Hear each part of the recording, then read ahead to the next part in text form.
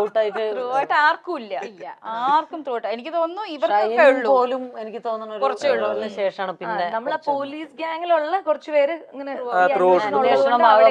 Through out ഉണ്ടാവും gang ഒക്കെ. ഇവരൊക്കെ ഉണ്ട്.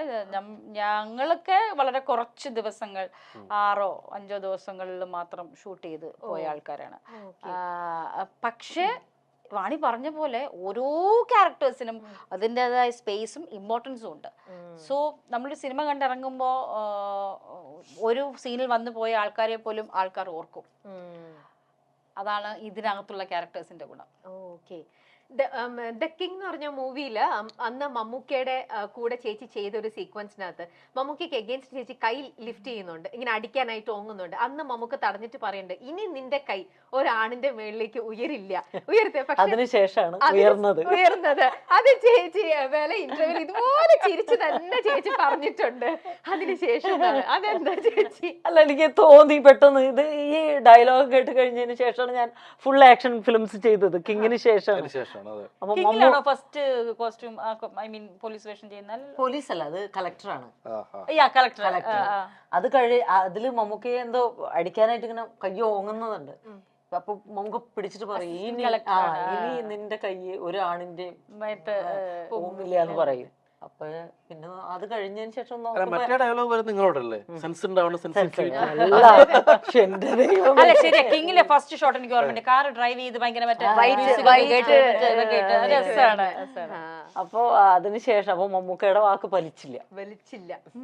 അതിനുശേഷം ബാക്ക് ടു ബാക്ക് ആക്ഷനിലേക്ക് കടന്നു. സുധീഷ് ചേട്ടാ, നിങ്ങളിപ്പോ ഈ സിനിമയിലുണ്ട് അല്ലേ അങ്ങനത്തെ കയ്യോങ്ങലും പരിപാടികളും? എല്ലാത്തിലും ചെറുതായിട്ട്. ഓ ഓക്കെ.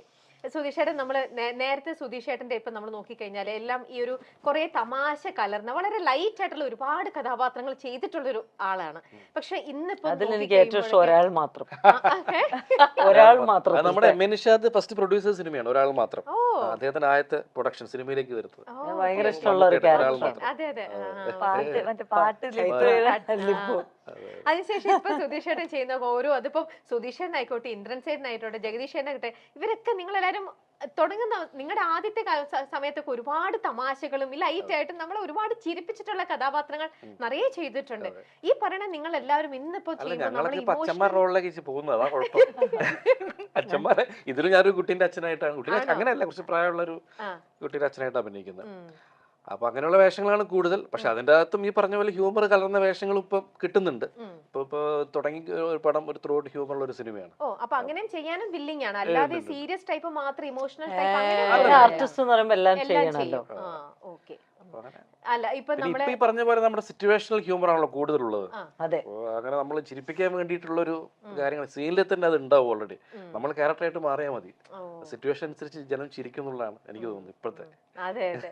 മഞ്ജു ചേച്ചി മോളുടെ കൂടെ സൈമ അവാർഡ്സിന് പോയ ഫോട്ടോസ് ഒക്കെ കണ്ടിരുന്നു, അത് നന്നായിട്ടുണ്ടായിരുന്നു. ഇപ്പൊ മക്കള് വലുതാവുമ്പോ നമ്മളോടൊപ്പം തന്നെ നിൽക്കുമ്പോ നമുക്കൊരു വല്ലാത്തൊരു കോൺഫിഡൻസ് ആണ്, നമുക്കൊരു വല്ലാത്തൊരു, അത് പറഞ്ഞറിയിക്കാൻ പറ്റില്ല, you should go through it. നമുക്കൊരു നല്ലൊരു എക്സാക്ട്ലി ശരിക്കും ആ ഒരു ഫീൽ എന്ന് പറയുന്നത് അത് ഒരു ബ്യൂട്ടിഫുൾ ആയിട്ടുള്ള ഒരു ഫീല് തന്നെയാണ് അല്ലേ ചേച്ചി? ഒരു ഫ്രണ്ട്സ് പോലെയാണ് ഞാൻ മോളും, വളരെ അടുത്ത സുഹൃത്തുക്കൾ. അതുകൊണ്ട് തന്നെ അവളുടെ എന്ത് കാര്യങ്ങളും ഓപ്പണായിട്ട് പറയാനും, പണ്ടും അതെ ഇപ്പോഴും അതെ, ഞാൻ ത്രൂ ആണ് അവളുടെ കാര്യങ്ങൾ അച്ഛനിലേക്ക് എത്തിക്കുക. എന്തെങ്കിലും ഉണ്ടെങ്കിൽ പോലും, ഒരു നിസ്സാരമാണെങ്കിൽ പോലും അമ്മ ഒന്ന് പറയൂ എന്ന് ചോദിച്ചിട്ട്, അത് ഇപ്പോഴും അങ്ങനെ തന്നെയാണ്.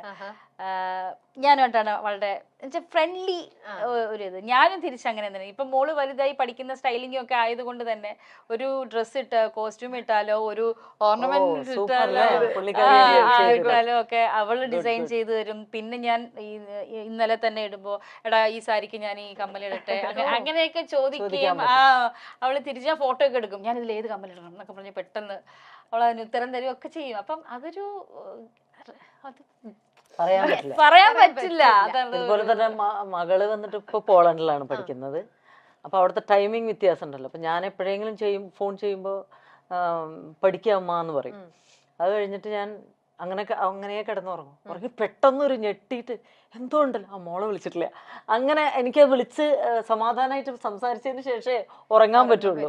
അങ്ങനെയാണ് ടൈമിംഗ് വ്യത്യാസം. ഇത് എനിക്കും സംഭവിച്ചിട്ടുണ്ട്. അതായത് നെഞ്ചിനകത്തൊരു ഇതാണ്, എന്തോ നമ്മൾ മിസ് ചെയ്തു. ഇന്നത്തെ ദിവസം നമ്മൾ എന്തോ മിസ് ചെയ്തിട്ടുണ്ട്. ചാടി എഴുന്നേറ്റിട്ടൊക്കെ വിളിച്ച അവസരങ്ങൾ ഉണ്ടായിട്ടുണ്ട്. അതുപോലെ തിരിച്ച് വിളിക്കുന്ന ടൈമിംഗ് ഭയങ്കര ഇതാ. ഒരു 4-5 മണിക്കൂർ ഡിഫറൻസ് ഉണ്ട്. ഞാൻ ഇവിടെ ഒരു 2 മണി 3 മണിക്ക് നല്ല ഉറക്കം വരുമ്പോൾ ഇവിടെ 10, 10, 11 മണി ആകുള്ളൂ. അപ്പം വിളിക്കും, ഹലോ അമ്മ, ഹലോ അമ്മ, അതെ ഞാൻ പറഞ്ഞ മോളെ വിശേഷം പറയാൻ വിളിക്കുന്ന സമയമാണോടി, ഇവിടെ 3 മണി. എനിക്കിപ്പോഴാ സമയം കിട്ടിയ. അമ്മയാകുമ്പോഴത്തേക്കും മക്കളുടെ സമയം നോക്കാൻ പാടില്ല, എപ്പോഴും അലേർട്ടായിരിക്കണം എന്നുള്ളത്. ഓക്കെ സ്വാസിക, ഇപ്പൊ നിങ്ങൾ ഒരു സമയത്ത് ഇപ്പൊ നിങ്ങൾ എല്ലാവരും ചോദിക്കുക, എല്ലാവരോടും കൂടെ ഉള്ളൊരു ഇതാണ്, ഒരേ സമയത്ത് പല പല ക്യാരക്ടേഴ്സ് അല്ല ഒരേ സമയത്ത് പല പല സിനിമകളിൽ ചെയ്യുമ്പോൾ നിങ്ങൾ ഫേസ് ചെയ്യുന്ന ഒരു ഇന്നലെ ഇപ്പം സ്വാസികയുടെ തന്നെ ഇന്നിപ്പോ ഒരു വില്ലേജ് ഗേൾ ആയിട്ട് അഭിനയിച്ചു, ഇന്നിപ്പോ വന്നപ്പോ ഒരു police officer. At A time പല പല സിനിമകളിൽ അല്ലെ പല പല സാധനങ്ങൾ ചെയ്യുമ്പോൾ ഓരോ ദിവസം ഓരോരോ കഥാപാത്രങ്ങളിലൂടെ നിങ്ങൾ സ്വിച്ച് ചെയ്തുകൊണ്ടിരിക്കുകയാണ്. അപ്പൊ നിങ്ങൾ എല്ലാവരും അതിനെ അതെങ്ങനെ ബാലൻസ് ചെയ്യണത്? ഒരു ആർട്ടിസ്റ്റിന് കിട്ടുന്ന ഒരു ചാലഞ്ച് തന്നെയാണ് അത്. ശരിക്കും പറഞ്ഞാൽ ഓരോ ക്യാരക്ടറുകൾ ഓരോ സിനിമയിൽ നിന്ന് സിനിമയിലേക്ക് പോകുമ്പോൾ ഓരോരോ ഡിഫറെന്റ് ക്യാരക്ടറുകൾ ചെയ്യാന്ന് പറഞ്ഞാൽ ഒരു സന്തോഷമാണ്. ഇപ്പൊ ലബർ ബന്ദില് അഭിനയിച്ചപ്പോ ആ ഒരു വില്ലേജ് ക്യാരക്ടറും പിന്നെ ഇതെന്ന് പറയുമ്പോൾ ഒരു സന്തോഷമാണ് ചെയ്ത് 2 ഡിഫറെന്റ് ക്യാരക്ടറുകൾ. അത് ഒരു ആർട്ടിസ്റ്റിന്റെ ചാലഞ്ച് തന്നെയാണ് അത്. അല്ല അത് ഇങ്ങനെ അല്ല അത് നമ്മൾ അതും ഈ പറഞ്ഞ പോലെ ബാലൻസ് ചെയ്യാന്ന് പറഞ്ഞു കഴിഞ്ഞാൽ അതും ഒരു ഡയറക്ടറിന്റെയും ഒക്കെ ഒരു അവരുടെ ഹെൽപ്പും കൂടി ഉണ്ടെങ്കിൽ അത് കുറച്ചും കൂടി ഈസിയാണ്. നമ്മള് എല്ലാ സിനിമയുടെ ഇപ്പൊ കുറച്ച് മുന്നേ സ്ക്രിപ്റ്റും കാര്യങ്ങളൊക്കെ പറഞ്ഞു തന്നിട്ട് നമ്മൾ അവിടെ ലൊക്കേഷനിൽ ചെല്ലുമ്പോൾ എങ്ങനെയാണോ ആ ഡയറക്ടർ നമ്മളെ മോൾഡ് ചെയ്യുന്നത് അത് കുറച്ച് ഹെൽപ്ഫുൾ ആയിരിക്കും. പിന്നെ സീനിയർ ആർട്ടിസ്റ്റുകൾക്ക് അത് വേറെ രീതിയിൽ അവര് തന്നെ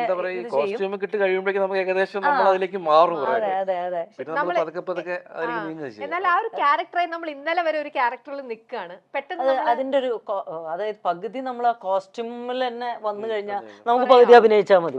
ഒരു കള്ളന്റെ ലുക്ക് നമ്മൾ കള്ളനായിട്ട് വന്നു കഴിഞ്ഞാൽ പിന്നെ അത് പകുതി അഭിനയിച്ചാൽ മതി. അതാണ് തമിഴിൽ പറയും ഒരു പ്രൊവേർബ് ഉണ്ട്, ഉടൈ നടയെ മാറ്റും. നമ്മൾ ഇടുന്ന ഒരു ഡ്രസ്സിലാണ് നമ്മുടെ നടത്തം വാക്ക് പോലും. സാരി ഉടുക്കുമ്പോൾ നമുക്ക് ജീൻസ് ഇട്ട് നടക്കുന്നോടെ നടക്കാൻ പറ്റില്ല. അപ്പൊ നമ്മുടേതായിട്ടുള്ള ആ ഒരു വേഷത്തിലേക്ക് നമ്മൾ കൊണ്ടുവരാൻ പറ്റിയാൽ നമുക്ക് പിന്നെ പകുതി മതി അഭിനയത്തിലേക്ക് പോകാം. വേഷമാണ് മെയിൻ. ഞാൻ വിചാരിക്കും എനിക്കറിയില്ലേ, എനിക്ക് അങ്ങനെ തോന്നുന്നു. ഇപ്പൊ നമ്മളൊരു പോലീസ് ഓഫീസർ ആയിരിക്കുമ്പോൾ നമ്മൾ തന്നെ തോന്നി നമ്മളൊരു പോലീസ് ഓഫീസർ ആണ് എന്ന്. അല്ലെ ഒരു കളക്ടർ ആവുമ്പോ അതിന്റേതായിട്ടുള്ള വിട്ടു പോകുന്ന സമയത്ത് ഇതേപോലെ ഡയറക്ടേഴ്സ് നമ്മളെപ്പോഴും ഇതായിട്ട് അവരിങ്ങനെ ഇൻസ്ട്രക്ഷൻസും കാര്യങ്ങളൊക്കെ പറയാനൊക്കെ ഉണ്ടാവുമ്പോൾ ഒരു വലിയൊരു മുഖ്യത്വം ഉണ്ട്. സാരി ഉടുത്തു കഴിഞ്ഞാൽ നമ്മളിങ്ങനെ ഒരു ഒതുങ്ങിയൊക്കെ ഇരിക്കുമല്ലോ. ഇപ്പൊ ഞാൻ ഇരിക്കുന്നതും മണി ഇരിക്കുന്നതും തമ്മിൽ വ്യത്യാസം. അതെ, ഈ ജീൻസ് ഇട്ടാ ഞാനെന്താ ഇങ്ങനെയാവും. പക്ഷെ ഈ സാരി എടുക്കുമ്പോ ഒരു ഒതുക്കം അറിയാതെ പോകുന്നതാണ്. ആ ഡ്രസ്സിലാണ് അതിന്റെ ഒരു മേക്ക് ഓവറിലാണ്. അപ്പൊ അങ്ങനെയാണ് ഒരു സംശയം, ഒരേ ഡ്രസ്സുള്ള വേഷങ്ങളാണ് രണ്ടും വില്ലേജ് ക്യാരക്ടർ ആണെങ്കിലും. അതായത് നമ്മളിപ്പോ ചെയ്യുന്നത് രണ്ടും at A time 2 village characters. അല്ല ശ്വാസിക, അത് എന്ത് ക്യാരക്ടറാണ്? ഞാൻ പറഞ്ഞത് മനസ്സിലായി. ആ വില്ലേജ് ക്യാരക്ടർ രണ്ടും ഡിഫറെന്റ് ആയിരിക്കുമല്ലോ. നമ്മള് രണ്ടും ഒരേപോലത്തെ ക്യാരക്ടർ അഭിനയല്ല.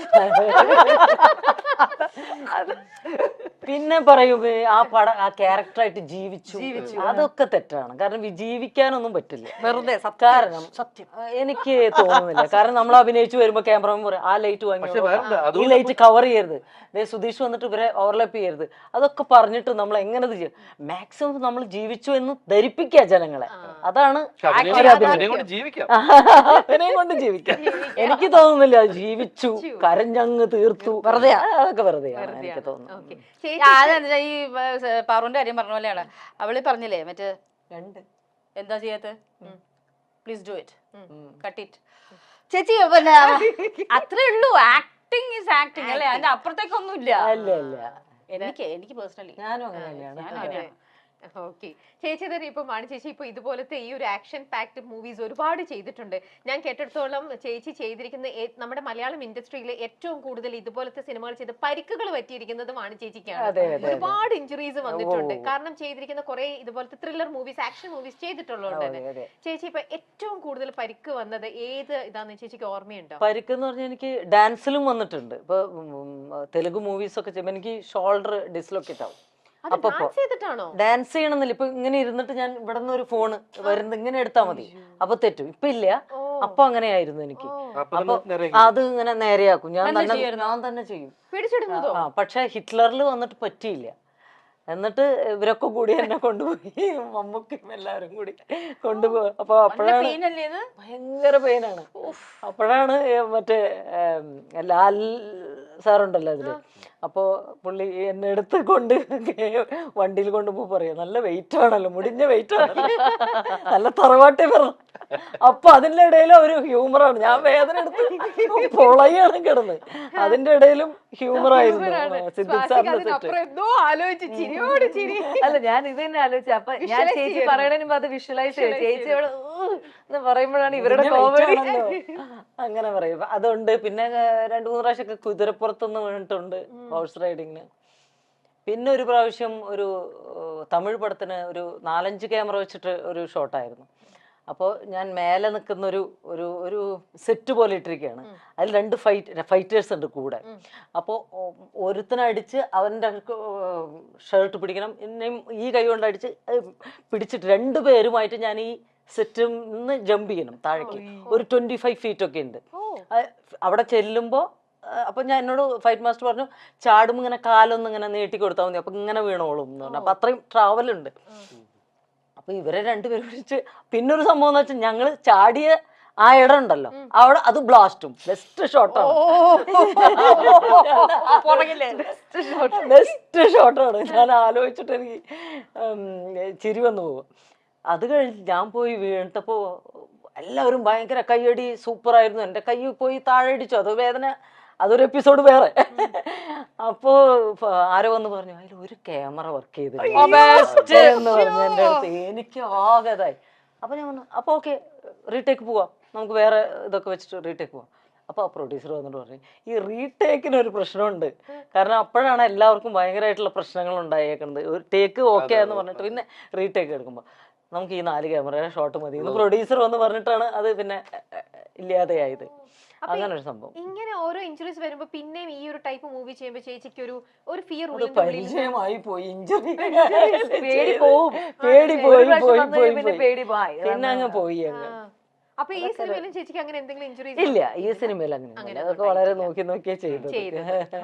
മലയാളത്തിന്റെ ആക്ഷൻ നായിക ആരാണെന്ന് ചോദിച്ചാൽ പ്രേക്ഷകർക്ക് ഒരു ഉത്തരമേ അന്നും ഇന്നുമുള്ളൂ, അത് വാണി വിശ്വനാഥാണ്.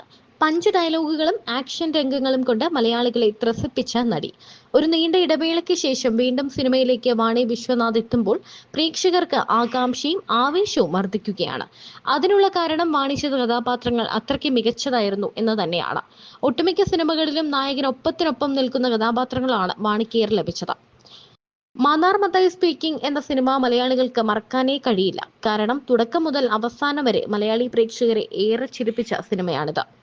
മാത്രമല്ല, വാണി വിശ്വനാഥ് മലയാളത്തിലേക്ക് അരങ്ങേറ്റം കുറിച്ച ചിത്രം കൂടിയാണ് ഇത്. പിന്നീട് അങ്ങോട്ട് മലയാള നടിമാർക്കിടയിൽ എന്നും വലിയ സ്ഥാനം വാണി വിശ്വനാഥിന് ലഭിച്ചിട്ടുണ്ട്. രഞ്ജി പണിക്കർ എഴുതി ഷാജി കൈലാസ് സംവിധാനം ചെയ്ത മമ്മൂട്ടി നായകനായ പൊളിറ്റിക്കൽ ത്രില്ലർ ചിത്രമായിരുന്നു ദി കിങ്. 1995 പുറത്തിറങ്ങിയ ചിത്രത്തിൽ ജില്ലാ കളക്ടർ ജോസഫ് അലക്സ് IAS ആയാണ് മമ്മൂട്ടി എത്തിയത്. അസിസ്റ്റന്റ് കളക്ടർ അനുരാ മുഖർജിയായിട്ടായിരുന്നു വാണി വിശ്വനാഥിന്റെ വേഷം. ഈ ചിത്രത്തിൽ മമ്മൂട്ടി അടിക്കാനോങ്ങുന്ന ഒരു രംഗമുണ്ട്. ആ രംഗത്തിൽ ഇനി നിന്റെ കൈ ഒരാണിന്റെ നേരെ ഉയരരുത് എന്ന ഡയലോഗുണ്ട്.